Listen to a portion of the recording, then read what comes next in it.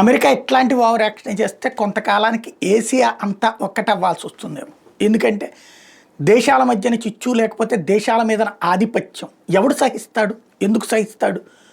మా డాలర్తోనే నువ్వు వ్యాపారం చేయాల్సిందే, మేము చెప్పిందే నువ్వు కొనాల్సిందే, మేము వద్దన్నోళ్ళని నువ్వు బ్యాన్ చేయాల్సిందే, మేము వద్దంటే నువ్వు మానాల్సిందే, నువ్వు ఆయుధాలు సొంతగా తయారు చేసుకోకూడదు, నువ్వేదైనా వ్యాపారం చేయాలని మేము చెప్పినట్టే నాలా.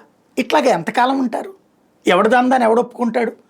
ఇప్పుడు జపాన్కి సంబంధించినటువంటిదో, ఆస్ట్రేలియాకి సంబంధించిందో, భారత్కి సంబంధించిందో ఉండేటటువంటి పాయింట్స్ని అడ్డం పెట్టుకుని నాటకం ఆడితే ఎన్ని రోజుల్లో నడుస్తుంది?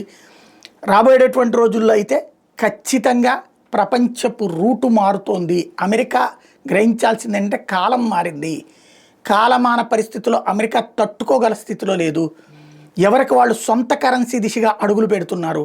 అది జరిగిందంటే ప్రమాదం అమెరికాకే. అది ఆలోచించుకోవాల్సి ఉంది.